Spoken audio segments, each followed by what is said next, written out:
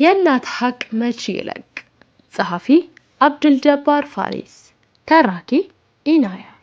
ለቻናላችን አዲስ ከሆናችሁ ላይክ፣ ሼር፣ ሰብስክራይብ በማድረግ ለወዳጅ ዘመዶ ያጋሩ። ይህን ታሪክ የምጽፍላችሁ በቅርቡ አያቴና እናቴ ካካፈሉኝ ነው። እውነተኛና እዚሁ ሀገራችን ውስጥ የተከሰተ ጉድ የሚያስብል ታሪክ። ታሪኩ በቅርቡ ከ1 ወይም 2 ዓመት በፊት የተከሰተ ነው። እናት ከልጆቿ ጋር ኑሮዋን መስረታ መኖር ከጀመረች ሰነባብታለች። የመጀመሪያ ትሆን አይነገረኝም። ታላቅ ልጇ ትዳር መስርታ መኖር ጀምራለች። ታዲያ ታናሹ ወጣት ልጅ ሆዬ እናቱ ላይ እንደ ልቡ ይደነፋል። በዚህ ስራው እናት ከልብ ትፈራዋለች። ፍራቿ የመነጨው እሱ ከሷ በሚያሳያት ትዕቢት እንጂ ሌላ አይደለም። ይገርማል የሰው ነገር። ሽንቱን በእጇ ጠርጋ ያሳደገችው እናቱን ግልምጫ አንስቶ ሊመታት ይቀጣዋል። ምን አይነት ጭንቅላት ነው ይህን የሚቀበለው? እናም ከእለታት በአንዱ ቀን ልጅ ለእናቱ የሞባይል ስልኩን ቻርጅ እንድታደርግለት አስጠንቅቆ ይሰጣታል። ወቸው ጉድ! እናቱን ይልካል። እናት በትዕዛዙ መሰረት ገበያ ስትወጣ ስልኩን በጡቶቿ መሃል ቋጥራ ከምትይዘው ብር ጋር አያይዛ ታስቀምጠዋለች። ግብይቷ እንደጨረሰችም የልጇን ስልክ ቻርጅ ለማስደረግ ብትመለከት ከቦታው አጣችው። በድንጋጤ በአካባቢዋ ፈለገች። ስትባክን ብላ ምንም ልታገኝ አልቻለችም። በፍራቻ ወደ ታላቅ ልጇ ቤት አመራች። 9 ወር በሆዷ ተሸክማው 2 ዓመት የጠባቸውና ተንከባክባ ቆንጥታ ያሳደገችው ልጇን ትፈራዋለች። የሰው ነገር እኮ ጉድ ነው ወዳጆቼ። ገና ልጇ ቤት ደርሳ ችግሩን ነገረቻት። ስልኳን ካስቀመጠችበት መጥፋቱንና ልጅየውን እንደሚገላት አስረድታ አብራት እንድትሄድ ተማጸነቻት። ልጅ ምንም ሳይመስላት ኧረ እማዬ ምንም አይደርግሽም፣ ይልቅ እመጣለሁ ሂጂ ብላ ከነፍርሃቷ አሰናበተቻት። እናት ሁሉ ነገር ጠብቦባታል። እቤት ስትደርስ አንዳች ክፉ ነገር እንደሚገጥማት ጠርጥራለች። ከዚህ ስሜት ጋር እቤት ደረሰች። እቤት ስትደርስ አንዳች ክፉ ነገር ገጠማት። ልጅየው ከሁለት ጓደኞቹ ጋር ሆኖ እቤት ተቀምጧል። እናት ከበሩ እንደገባች በጥያቄ ጀመራት። ስልኬን ስጪኝ ብሎ ከተቀመጠበት ወደ እሷ ተራመደ። አንዳች ነገር እንዳይደርስባት የሰጋችው እናት ተርበደበደች። ልጇ ከማይደርስባት ክፉ ነገር ለማምለጥ እንዲህ ብላ የጠፋውን ስልክ እስከምትገዛው ለማሳመን ንግግር ጀመረች።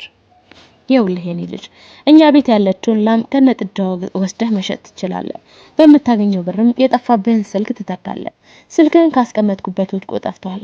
አንዳች ነገር እንዳይደርስባት ትንቀጠቀጣለች። ልጅ ይህን ንግግር እየጠበቀ ይመስል እናቱን ዘልቆ አነቃት። ጉሮሯን ይዞ ትንፋሽ እስኪያጥራት አንጠራራት። ውይ የሰው ጭካኔ! እናትን አንቆ ለመግደል ይቃጣል፣ ሊያውም በተልካሻ ምክንያት። ምን አለ እንኳን ስልኩን ልጇን እንኳን ብትደግልበት ባይነካት እኮ እናት ናት። እሷ ባትወልደው ከየት አባቱ ይገኝና ነው? የጠፋበትን ስለዋጋ እጥፍ የሚሆን ንብረትም ተከርተው ውሰድ ብላ እየተማጸነችው በትዕቢተኝነቱ ጸና። እንዳነቃትም እዛው ገደላት። አዎ እናቱን አንቆ ገደለ። ያ አላህ! ለተራ ስልክ ብሎ እሱንም ስልኩንም እንዲገኝ የመጀመሪያ ሰበብ የነበረችው እናቱን ገደለ። በድርጊቱ በጣም ነው ያዘንኩት። እናት ይህን ስትሰማ በጣም ነበር ያለቀሰችው። የመተቹን ባታውቃትም ሰው ሊያውም እናት በልጇ ታንቃ ስትሞት መስማት ያዘገንናል። ታላቅ እህት ሮጣ ወደ ቤቱ ስትደርስ እናት መሬት ላይ ተዘረራለች። አይኗን ማመን አልቻለችም። ይሄኔ ኡኡታዋን ለቀቀችው። የአካባቢው ሰው ወደ ቦታው አቤት ሲል ተሰበሰበ። ነገሩ ካለቀ ወዲህ ምን ይፈይድና ነው? ህዝቡ ጉድ እንዲል ልጅ እናቱን ገድሎ ሬሳዋ ላይ ቆሟል። እህት በለቅሶ እናት ላይ ተደፍታ ታለቅሳለች። ወይኔ ሀደቆ ሲአጀሲሚቲ! እህት በኦሮምኛ እያወራች ትንሰቀሰቃለች። ህዝቡ ለቅሶና ዋይታውን አቀለጠው። በአቅራቢያ ለሚገኝ ፖሊስ ጣቢያ ተደወለ። ልጅ በነፍስ ግድያ ወንጀል እጅ ከፍንጅ በመያዙ ዘብጥ እያወረደ መንደር ተረኛ ለተራሞት እንደሚያለቅስ የታወቀ ነው። በዚች ምስኪን እናት ሞት ደግሞ ይበልጥ ልባቸው ተሰብሯል። ሀዘናቸው አሟሟታን እጥፍ ድርብ አድርጎ ለቅሶና ወሬው ሀገር አዳርሶ ነበር። መቼስ ሬሳን ተሸክመው ይቆዩና እናት ልትቀበር በእስልምና ስነ ስርዓት መሰረት ሰውነት ተገነዘ። በነጭ አቡጀዲ ከፈን ተጠቅልላ ወደማይቀረው ቤቷ መጋዛ ነው። በእርግጥ ላትሄድ ሸክም አይቀርላትም። ይህን ነው ከሀገር አይቶት የማያውቀውን ጉድ እንግዳ ይገጠማቸው። የእናት ሬሳ ጀናዛ ተገንዞ ከተከፈነበት ቦታ ንቅንቅ አለልም አለ። የሀገር ወጣት ወጠምሻ ሊያነሳው ቢሞክር ፍንክች አለልም አለ። በተቀመጠበት ቦታ እንደ እለት ደርቆ ወደ ላይ የሚያነሳው ጠፋ።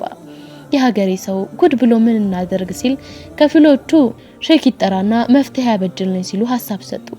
በአካባቢው ለሚገኙ ሼኮች ጉዳዩ ተነግሮ ወደ ቦታው ፈጥነው ደረሱ። እነሱም ለማንሳት ቢሞክሩ እምቢ አላቸው። ነገሩን በጥልቀት ሲጠይቁ የእናት አሟሟት ተነገራቸው። መፍትሄ ነው ብለው ያሰቡትን እናትን የገደላት ልጅ ከእስር ቤት መጥቶ እንዲያነሳ ነው። ልጅ ከእስር ቤት ተጠራና በፖሊስ ታጅቦ ቦታው ደረሰ። ከአራቱ የቃሪዛው ቅርንጫፎች አንዱን ይዞ ሌሎች ሰዎች ተጨምረው ብድግ ሲያደርጉት እምቢ ብሎ የነበረው ሬሳ ተነሳ። መስጂድ ተወስዶ ተሰገደባት። ሰላቱ እንዳለቀ ከልጅ ጋር ሆነው ወደ መቀበሪያ ቦታ ወሰዷት። ችግሩ እንዳለቀ በማሰብ ልጅ ወደ እስር ቤት እንዲመለስ ተደረገ። የቀብር ቁፋሮ እንዳለቀ እናት ወደ ለህድ ወይም የሬሳ መጋደሚያ ቦታ ለማስገባት ሲሞክሩ ቢሉ እምቢ አላቸው። እናት በድጋሚ መሬት ላይ ደርቃ ቀረች። ልጅ ከእስር ቤት ተመልሶ መጥቶ እናቱን ተሸክሞ ወደ ለህድ እንዲያስገባ ሆነ። በድጋሚ ልጅ መጥቶ ሬሳውን ሲያነሳ እንደ ቀልድ ብድግ ብሎ ተነሳለት። ይህን ሁሉ ተአምር ሀገሬ ቆሞ ይከታተላል። በድጋሚ ልጅ እናቱን ይዞ ወደ ለህድ ውስጥ ሲያስገባ ሌላ ተአምር ይመለከታል። እናቱን ወደ መጋደሚያ እንዳስተኛት አስገራሚ ተአምር ተከሰተ። ልጅ ጠብቶ ያደገው የእናቱ ጡት ከነበረበት መጠን ጨምሮና ረዝሞ ልጅ ላይ እንደ እባብ ተጠመጠመበት። በነገሩ ነፍሱ እስክትወጣ የደነገጠው ልጅ ጩኸቱን አቀለጠው። ሰው ምን ጉድ ነው ብሎ ሲመለከት ያው ነው። የእናት ጡት እንደ ትልቅ ዘንዶ ልጅ ላይ ተጠምጥሞ ማፈናፈኛ ሳጥቶታል። በነገሩ በጣም ደነገጡ። የእናት ሀቅ መሆኑን ሁሉም ተገንዝቦ ነበር። ሆኖም የሞት አይነሳና ልጅ ከእናቱ ጡት አላቀው ለማዳን ቢሞክሩም ጭራሽ እምቢ አላቸው። ይህን አዋቂዎቹ የእናት ጡት ይቆረጥ ወይስ ልጅ ከእናቱን እንድፈነው ብለው ካጤኑ በኋላ አንድ ውሳኔ ላይ ደረሱ። የአላህ ውሳኔና ተአምር ነው። ልጅን ከማላለቅ መሞከር ከንቱ ልፋት በመሆኑ እዛው ከእናቱ ጋር ደፈኑት። ለሰዎች አላህ ያሳየን ተአምር ነው ሲሉ ጉዳዩን ቋጩት። ጨካኙ ነፍሰ ገዳይ ልጅ አንቆ ከገደላት እናቱ ጋር በአንድ ጉድጓድ ተቀበረ። ነገሩም እዚህ ተቋጨ፣ ተፈጸመ። ቻናላችንን ላይክ፣ ሼር፣ ሰብስክራይብ በማድረግ ለወዳጅ ዘመድ ያጋሩ።